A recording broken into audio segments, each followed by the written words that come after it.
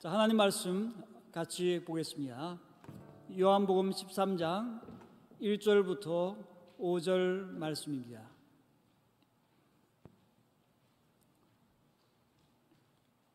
자, 요한복음 13장 1절부터 5절 말씀 제가 읽어드리겠습니다.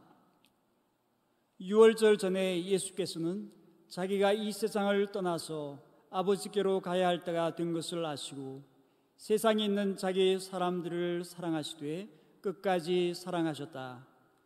저녁을 먹을 때 악마가 이미 시몬 가루스의 아들 유다의 마음속에 예수를 팔아 넘길 생각을 불어넣었다. 예수께서는 아버지께서 모든 것을 자기 손에 맡기신 것과 자기가 하나님께로부터 왔다가 하나님께로 돌아간다는 것을 아시고 잡수시던 자리에서 일어나서 겉옷을 벗고 수건을 가져다가 허리에 두르셨다. 그리고 대야에 물을 담아다가 제자들의 발을 씻기시고 그 두른 수건으로 닦아 주셨다. 그리고 13절부터 15절까지 읽겠습니다.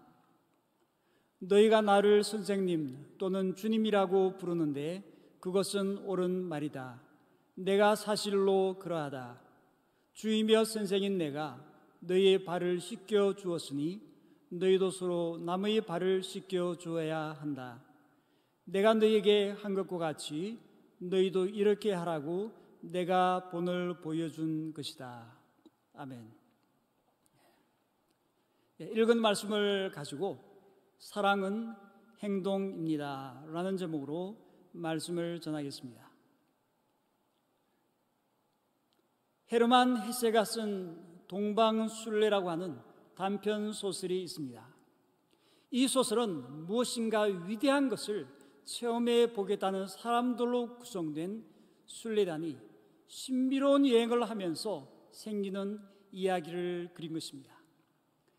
여행을 해나가면서 그 당시에는 별로 눈에 띄지 않았지만은 나중에 사람들의 기억에 강하게 남는 사람이 한 사람이 있었습니다. 그 사람의 이름은 레오였습니다.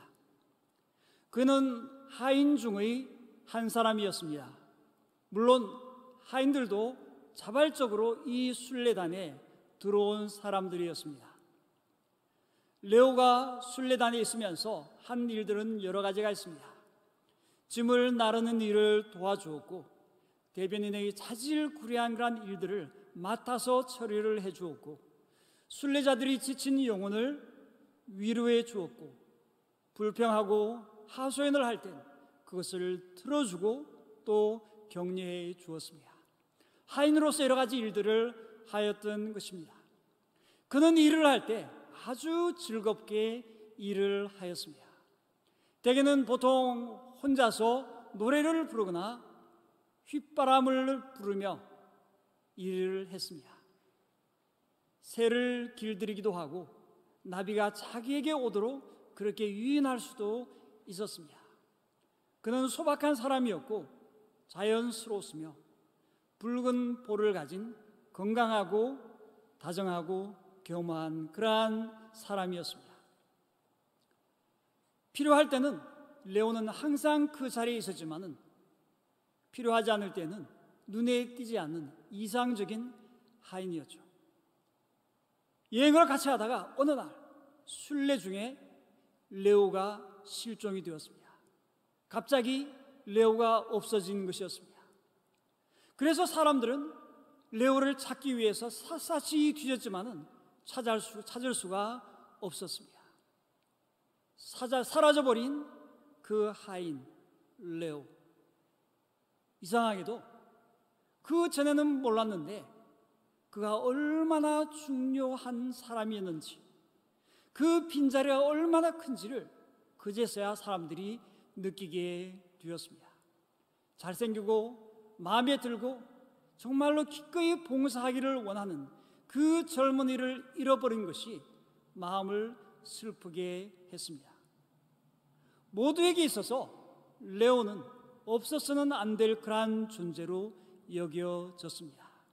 사람들은 내적인 무력감을 느꼈고 회의가 들었습니다. 하인 레오가 같이 있을 때는 잘 몰랐는데 없어지니까, 사라지고 나니까 그 빈자리가 너무나 컸던 것이었습니다. 예수님께서 3년간의 사역을 마치시고 십자가에 달려 돌아가실 시간이 가까웠습니다. 1절에서 이렇게 말씀했습니다. 유월절 전에 예수께서는 자기가 이 세상을 떠나서 아버지께로 가야 할 때가 된 것을 아시고 말씀했습니다. 3년 동안 예수님과 함께 먹고 마시고 생활하고 예수님으로부터 말씀을 듣고 예수님을 신뢰하고 믿고 따랐는데, 이제 예수님께서 제자들을 떠나야 하는 그러한 시간이 가까워 온 것입니다. 3년 동안 예수님과 함께 살아왔는데 이제 예수님께서 떠나시고 계시지 않는다고 하면 제자들의 그 마음 가운데 그 충격은 대단할 것입니다. 빈자리가 너무나 클 것입니다. 무력감과 상실감이 그들의 마음을 짓누를 것입니다. 그냥 예수님께서 떠나는 것도 아니고 예수님께서 십자가에 달려서 죽게 되는 것을 볼 때 그들의 마음 가운데 가지고 있었던 꿈은 다 사그라들 것이고 어째야 좋을지 막막할 것입니다. 2절에 이렇게 말씀했습니다. 저녁을 먹을 때 악마가 이미 시몬 가르스의 아들 유다의 마음속에 예수를 팔아 넘길 생각을 불어넣었다. 이때 악한 사탄 마귀가 온갖 발악을 하면서 예수님뿐만 아니고 제자들도 넘어뜨리려고 할 것입니다. 벌써 마귀는 가룟 유다의 마음속에 예수님을 팔아 넘길 생각을 집어넣었습니다. 다른 제자들도 얼마나 마귀에게 시달릴까요? 영적 전쟁 가운데 있는 것입니다. 이러한 상황에서 예수님께서 제자들을 보시면서 가지고 계신 그 마음이 어땠습니까? 요한복음 13장 1절 말씀에 이렇게 말씀했죠. 유월절 전에 예수께서는 자기가 이 세상을 떠나서 아버지께로 가야 할 때가 된 것을 아시고 세상에 있는 자기의 사람들을 사랑하시되 끝까지 사랑하셨다 말씀했습니다. 예수님께서 제자들을 향하여 가지고 있는 그 마음, 그것은 끝까지 사랑하는 사랑의 마음입니다. 제자들이 두려움 가운데 떨고 있을 때, 낙심해서 그 마음에 있는 모든 소망들이 다 사라져버린 것 같은 그러한 상황 가운데 있을 때, 이 모든 고통 가운데 예수님께서는 제자들에게 가장 필요한 것이 무엇인지를 알고 계십니다. 그것이 무엇입니까? 그것은 바로 주님의 사랑입니다. 끝까지 사랑하시는 예수님께서 제자들을 향하신 그 사랑입니다. 세상에 있는 자기의 사람들을 사랑하시되 끝까지 사랑하셨다라고 말씀했습니다. 제자들이 어떠한 상황 가운데 있다 할지라도 주님의 사랑은 그들을 회복시키십니다. 주님의 사랑은 그들로 하여금 다시 일어서게 하고 주님의 그 놀라운 사랑을 우리 주님은 사랑하시는 것입니다. 주님의 그 놀라운 사랑을 통해서 예수님의 제자들은 새롭게 용기를 얻고 그렇게 나아갈 수가 있는 것입니다. 십자가에 달리시기 그 직전에 예수님께서는 끝까지 제자들을 사랑하셨습니다. 십자가에 달리신 것은 제자들을 향하신 사랑의 절정이었습니다. 요한복음 15장 13절 말씀에 이렇게 말씀했습니다. 사람이 자기 친구를 위하여 자기 목숨을 내놓는 것보다 더 큰 사랑은 없다. 또 십자가의 죽음에서 부활하신 이후에도 여전히 주님께서는 제자들을 사랑하셨습니다. 예수를 모른다고 부인한 베드로에게도 예수님은 찾아가셔서 주님의 사랑을 확인시켜 주셨고, 예수님을 3번씩이나 모른다고 부인한 그 베드로를 다시 회복시켜 주셨습니다. 예수님께서는 보아라, 내가 세상 끝날까지 항상 너희와 함께 있을 것이다 라고 말씀해 주셨습니다. 예수님께서는 계속해서 제자들과 함께 계시면서 끝까지 사랑을 베풀어 주십니다. 예수님께서는 예수님의 사람들, 즉 우리들과 함께 하십니다. 우리 한 사람 한 사람을 끝까지 사랑하시는 것입니다. 하나님께서 우리를 이렇게 사랑하시기 때문에 우리는 하나님의 그 놀라운 사랑 가운데 거하면서 살아야 할 것입니다. 날마다 그 사랑을 받아서 누리고 우리의 마음 가운데 주님의 사랑이 충만하게 되어야 할 것입니다. 주님의 사랑이 우리 마음 가운데 넘칠 때 우리는 주님 앞에 찬양을 드리게 되겠죠. 사랑합니다 나의 예수님, 이러한 찬양을 주님 앞에 드리게 될 것입니다. 어린 아기를 생각해 보십시오. 바깥 세상에서 아무리 폭풍함 몰아쳐도 아기를 사랑하시는 엄마의 그 사랑의 품 안에 있으면 그 아기는 안전한 것입니다. 평안함을 느끼고 만족감을 느끼고 사랑을 느끼고 든든하게 있을 수 있는 것입니다. 모든 두려움을 내쫓는 것은 바로 온전한 하나님의 사랑입니다. 끝까지 사랑하시는 그러한 사랑입니다. 예수님께서 마가의 다락방에서 제자들과 함께 만찬을 하였습니다. 마태복음, 마가복음, 누가복음에서는 그 포커스가 예수님의 성만찬 제정에 있었습니다. 예수님께서 빵을 떼어서 주시고 말씀하였습니다. 이것은 너희를 위하여 주는 내 몸이다. 잔을 주시면서는 이 잔은 너희를 위하여 흘리는 내 피다 말씀했습니다. 이것은 참으로 중요한 것이고 지금도 우리는 성찬식을 교회에서 거행하고 있는 것입니다. 하지만 마태복음, 마가복음, 누가복음이 쓰여진 그 이후에 나온 요한복음에서는 이것을 전혀 언급하지 않습니다. 사도 요한은 그 대신에 다른 복음서에 없는 한 가지 일을 말씀합니다. 그것은 바로 예수님께서 제자들의 발을 씻으신 것에 대한 것입니다. 예수님께서 행하신 세족식입니다. 예수님께서 제자들의 발을 씻어준 것에는 두 가지 의미가 있습니다. 첫 번째는 섬김입니다. 섬김. 헤르만 헤세의 동방순례에 나오는 하인 레오가 순례객들과 여행을 하면서 그들을 여러모로 섬겼습니다. 그가 사라진 이후에 그 일행 중에 한 사람은 몇 년을 찾아서 헤맨 다음에 레오를 드디어 만나게 됩니다. 그로 레오와 함께 여행을 후원한 결맹 본부에 가게 되었습니다. 거기에서 그 사람은 그곳의 최고 지도자를 만나게 됩니다. 그곳에서 교황처럼 장중한 황금빛의 예복을 입고 그곳의 최고 지도자의 그 자리로 올라가는 사람을 보았는데 그 사람이 누구였냐면 바로 레오였습니다. 옛날 하인이었고 짐꾼이었고 여러 가지로 사람들을 도와준 그 레오가 바로 그 결맹의 본부의 최고 지도자였던 것입니다. 순례객을 돕는 하인 레오가 최고 지도자였습니다. 여기에서 servant leadership이라는 말이 나온 것입니다. 섬기는 지도력입니다. 레오는 servant leadership의 전형이었습니다. 오늘 이 말씀에서는 예수님께서 제자들의 발을 씻겨 주십니다. 천지를 창조하신 분, 빛이시고 생명이신 분, 하늘과 땅의 모든 권세를 가지고 계신 분, 하나님의 아들이신 예수님께서 제자들의 발을 씻기십니다.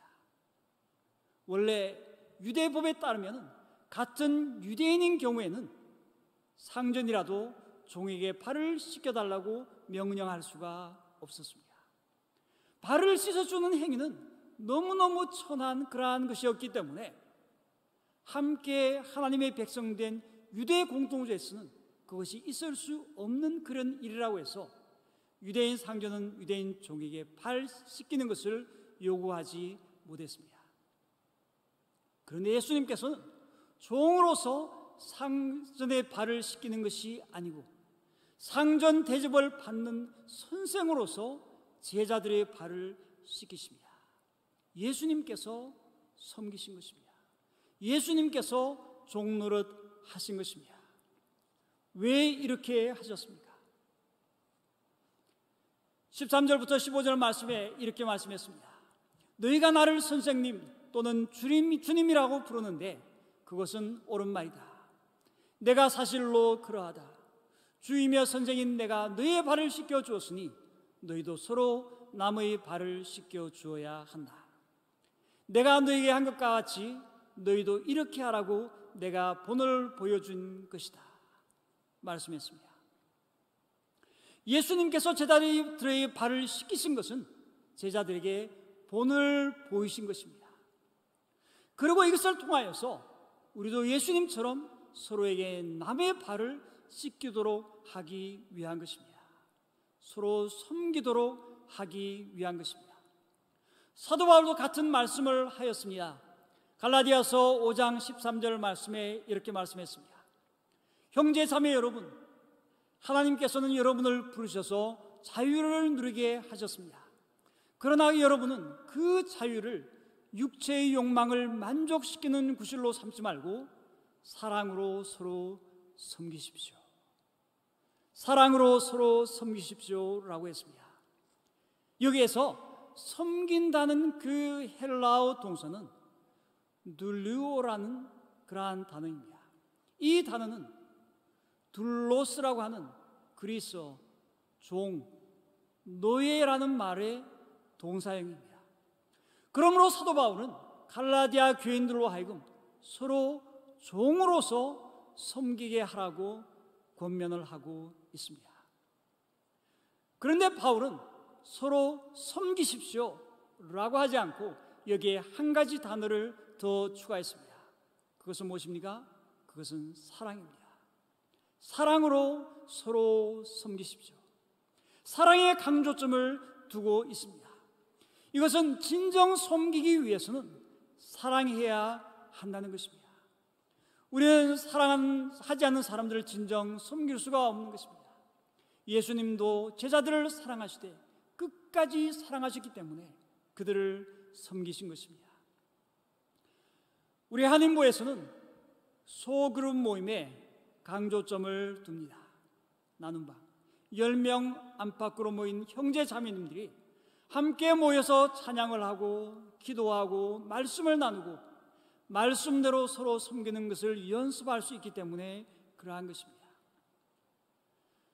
물론 방장님들이 방원분들 한 분 한 분을 잘 섬기시지만 성경에서는 서로를 섬기라고 그렇게 말씀을 하였습니다. 방장님들도 케어가 필요하고 섬김이 필요한 것이죠.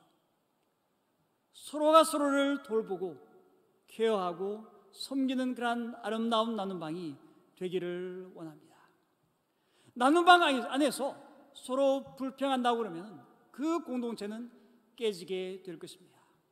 서로 비난한다고 하면 그 공동체는 무너지게 될 것입니다. 원망하면 그 공동체는 분열하게 될 것입니다. 그러나 서로 사랑하고 서로 돌보고 서로 섬기면 그 공동체는 하나 되어서 아름답게 성장하게 됩니다. 우리가 서로 섬기는 것을 예수님께서 보신다면 우리를 보시면서 기뻐하실 것입니다. 서로 섬기는 것. 저희 가정이 2000년에 선교지를 나갔는데 그 전에 한 3년 정도 웨스턴 세미나리에서 공부할 수 있는 기회가 있었습니다. 선교사로 나가야 되니까 아무래도 선교에 대해서 공부를 했어야 합니다. 학교에서 이론적으로 공부를 하고 그러면서 실제적으로 생활하면서 타 문화를 경험할 수 있는 공간이 있었습니다. 그곳은 바로 월드뷰 센터라는 곳이었습니다. 웨스턴 세미나리 그 바로 근처에 있는 건물이었고 그 안에는 외국에서 온 학생들 그리고 또 미국 분이지만은 선교에 관심 있는 그러한 분들 웨스턴 세미나리에 다니는 그러한 학생들이 그곳에 거주하고 있었죠. 저는 아내와 함께 내 아이들과 함께 들어가서 그곳에서 2년을 살게 되었습니다. 2년을 살 때 매일마다 해야 되는 그러한 것들이 있었습니다. 새끼 밥을 먹는데 그 새끼 중에 저녁 시간은 전체가 함께 같이 먹어야 됐습니다. 그래서 같이 모여서 식사를 하고 식사가 끝나면 돌아가면서 순번을 정해서 설거지를 했습니다. 2년 동안 그곳에 살면서 제가 설거지를 할 수 있는 기회를 많이 얻게 되었습니다. 그곳에 있는 사람이라면 무조건 해야 되는 것이죠. 제가 한국에서만 계속 있었다면, 목사라고 한다면 교회에서 그런 기회가 없었을 것입니다. 그런데 선교사로 나가야 됐었기 때문에 섬기는 이러한 훈련들을 잘 할 수가 있었던 것이죠. OMF 선교사로 나가서 한 번은 선교사 그 모임을 하고 식사를 했습니다. 설거지할 사람이 필요해서, 그래서 평소 때 많이 했으니까 설거지를 하는데, 그곳에 있는 서양 선교사님들은 한국 선교사님들에 대해서 너무나 잘 알고 있었어요. 한국 선교사님들은 대부분이 목사님이었고, 그리고 교회에서 목회를 하고 할 때는 대접을 잘 받고 설거지 같은 것을 해보지도 않았고, 교회에서 제가 설거지를 하니까 그분들이 놀라고 감동을 받은 거예요. 아무것도 아닌데 그냥 자연스럽게 하는 것이었는데 그분들에게는 그렇게 생각이 되지를 않았던 것입니다.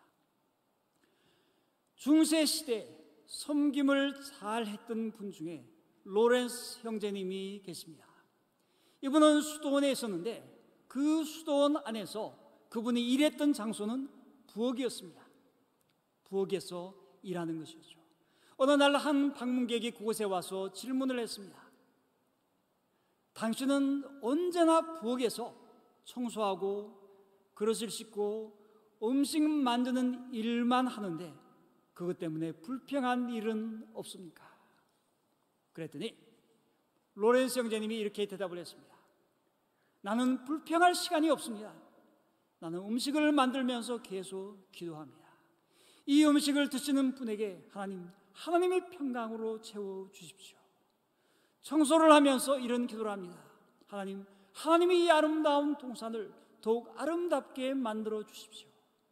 그래서 저는 하나님께 기도할 시간 밖에는 남는 시간이 없습니다.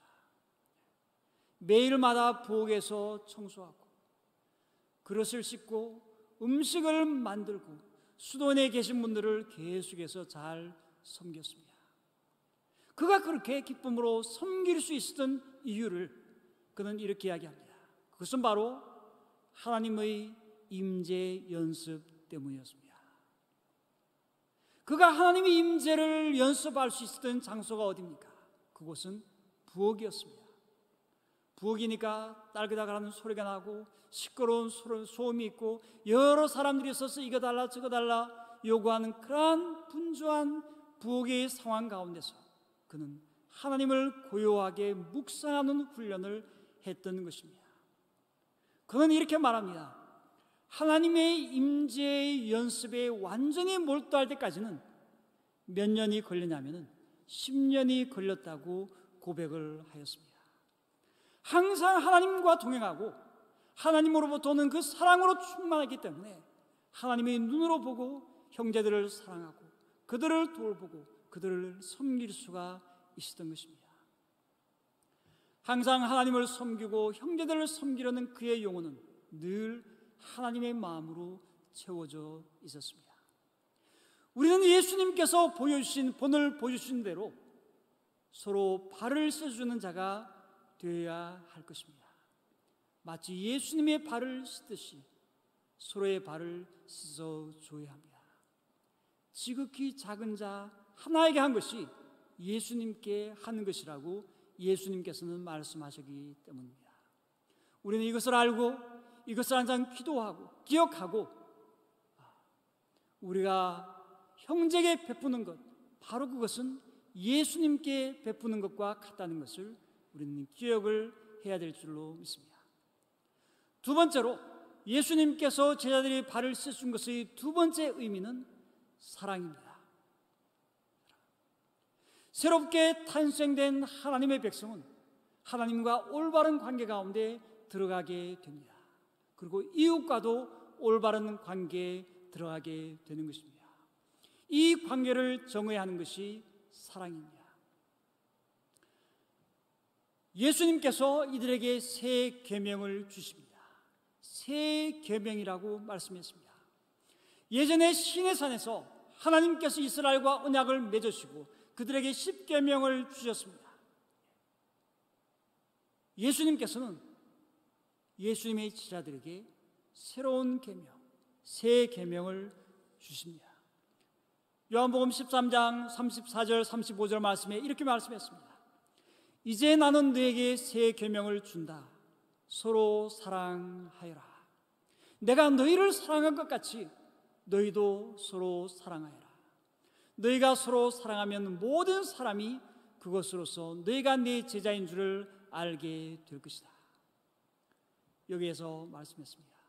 내가 너희를 사랑한 것 같이 너희도 서로 사랑하여라. 요한복음 15장 12절부터 17절 말씀을 보겠습니다. 내 계명은 이것이다. 내가 너희를 사랑한 것과 같이 너희도 서로 사랑하여라. 사람이 자기 친구를 위하여 자기 목숨을 내놓는 것보다 더 큰 사랑은 없다. 내가 너에게 명한 것을 너희가 행하면 너희는 나의 친구이다. 이제부터는 내가 너희를 종이라고 부르지 않겠다.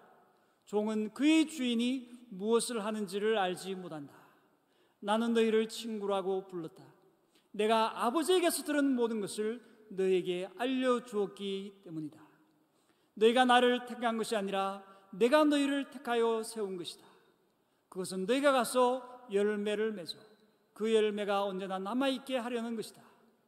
그리하여 너희가 내 이름으로 아버지께 구하는 것은 무엇이든지 다 받게 하려는 것이다. 내가 너희에게 명하는 것은 이것이다. 너희는 서로 사랑하여라. 너희는 서로 사랑하여라.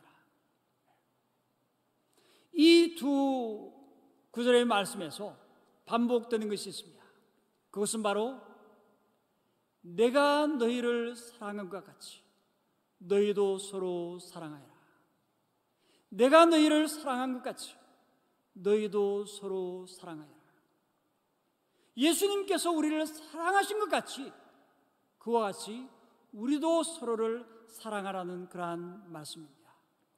세상 사람들은 예수님께서 사랑하신 것과 같은 그러한 사랑을 할 수가 없습니다. 위에서 오신 예수님을 통해서 우리는 하나님을 알고 하나님의 생명을 가지고 빛과 진리를 따라 살아가는 주의 백성이 된 것입니다. 성령님으로 충만함을 받고 성령님의 인도하심을 따라 살아가는 그러한 사람이 된 것입니다. 성령님의 열매에 나오는 첫 번째 것이 무엇입니까?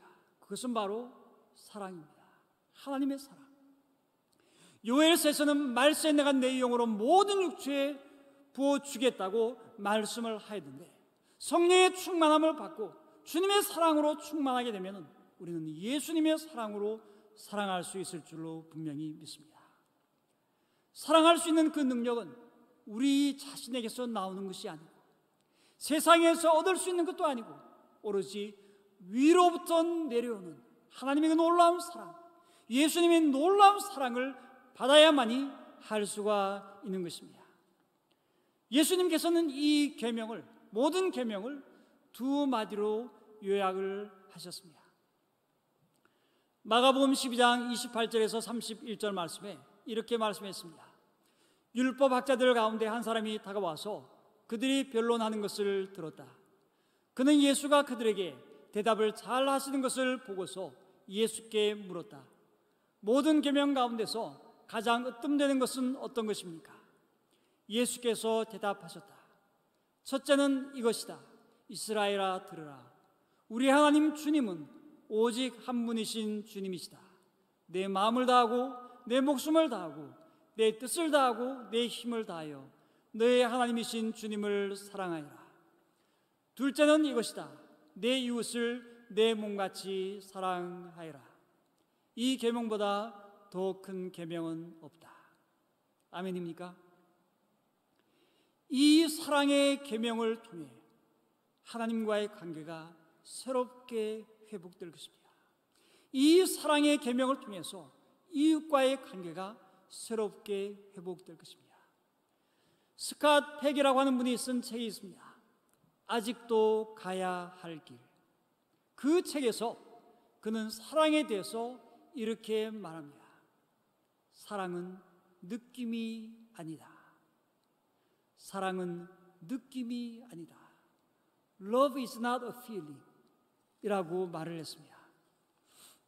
그 책에서 그는 이렇게 말했습니다. 수많은 사람들이 사랑의 느낌을 소유하고 있고 그 느낌에 대한 반응으로 행동한다. 하지만 실제로는 사랑과는 거리가 먼 파괴적인 행동도 주저하지 않는다. 순수하게 사랑하는 사람은 의식적으로 싫어하는 사람을 향해서도 애정있고 건설적인 행동을 취한다. 그 사람에게 전혀 사랑을 느끼지 않아도 때로는 비위에 맞지 않는 사람에게도 마찬가지로 사랑을 베푼다라고 이야기했습니다. 그러면서 그는 사랑의 정의를 이렇게 이야기했어요. 자기 자신이나 다른 사람의 정신적 성장을 도와줄 목적으로 자신을 확대시키려는 의지, 다른 사람들을 도와주기 위해서 자기가 의지를 가지고 해나가는 것, 바로 그것이 사랑이라고 하는 것이죠. 그래서 진정한 사랑은 감정적이라기보다는 의지적이라고 하는 것입니다. 참으로 사랑하는 사람은 사랑하고자 하는 의지를 가졌기 때문인 것입니다. 그러면서 상담가인 그분은 이런 이야기를 했어요. 나는 정신치료를 하면서 아주 매력적인 여인을 만날 수 있다. 나는 그녀를 사랑하고 싶은 감정을 느낀다. 하지만 외도를 하는 것은 내 결혼 생활을 파괴할 수 있기 때문에 마음속으로 조용히 이렇게 타이를 것이다. 나는 당신에게 사랑을 느끼고 있습니다.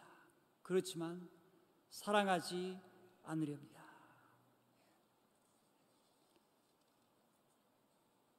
사랑은 느낌이 아니고 행동이라고 이야기를 하였습니다. 엄마라고 불러도 돼요 라는 책이 있는데 캐티 데이비스가 쓴 책입니다. 캐티는 미국 테네시에서 자라났고 가정환경도 부유하고 자동차도 있고 멋진 남자친구도 있고 그리고 아름다운 미녀였습니다. 평범한 일생을 보내던 캐티가 어느 날 그 부모에게 중대한 선언을 합니다.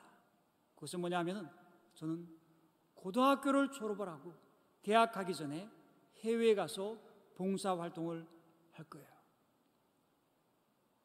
그리고 나서 어디를 가냐면 아프리카 우간다를 갔습니다.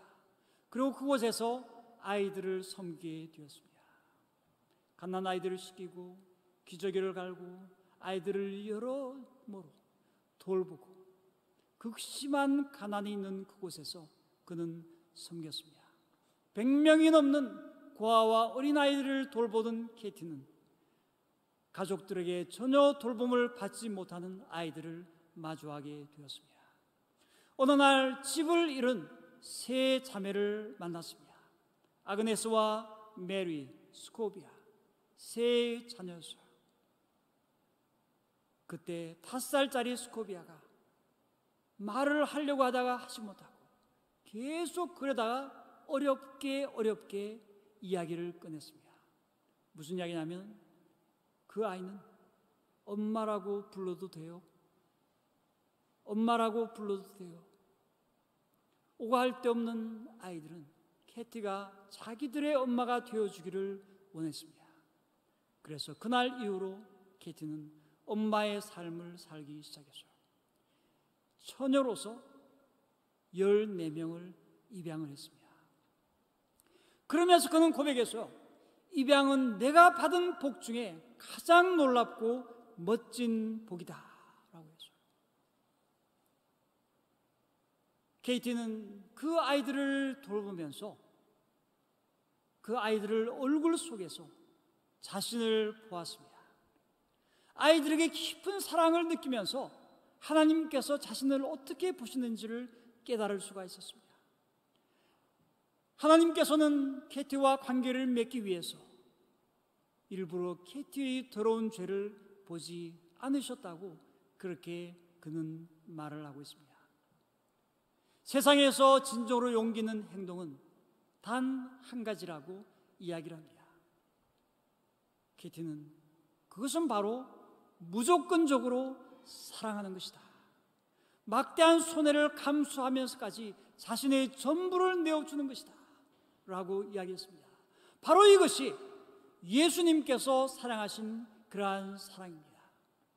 우리가 예수님의 사랑을 충만하게 받고 예수님처럼 이 땅에서 하늘나라의 그 놀라운 사랑과 하늘나라의 그 놀라운 생명과 하늘나라의 그 놀라운 능력을 힘입어서 이 땅 가운데서 그렇게 살아야 될 줄로 분명히 믿습니다.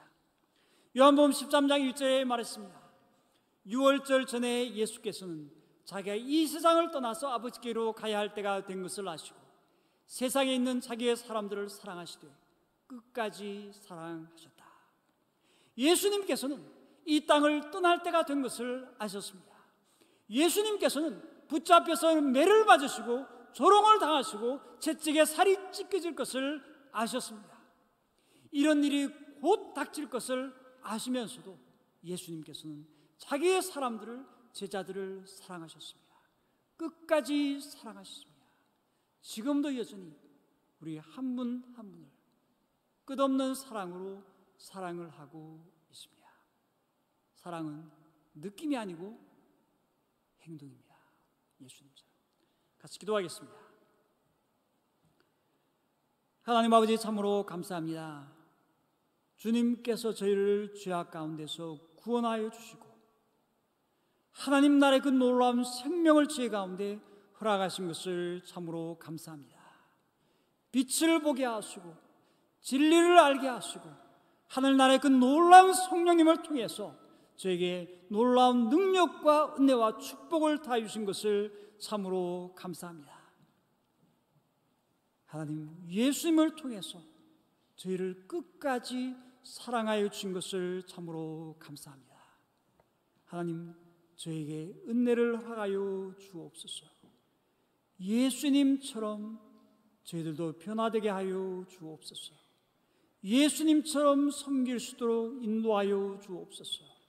예수님처럼 사랑할 수 있도록 인도하여 주옵소서. 행동으로 나아가게 하시고 그러므로 통해서 정말 저희가 주님의 참된 제자인 것을 세상에 볼 수 있도록 인도해 주시기를 간절히 원합니다. 하나님, 아무리 힘들고 어렵다 할지라도 예수님처럼 그렇게 승리하며 나게 하시고 하늘나라의 그 놀라운 능력으로 승리하게 축복해 주옵소서. 감사하고 예수님 이름으로 기도했습니다. 아멘.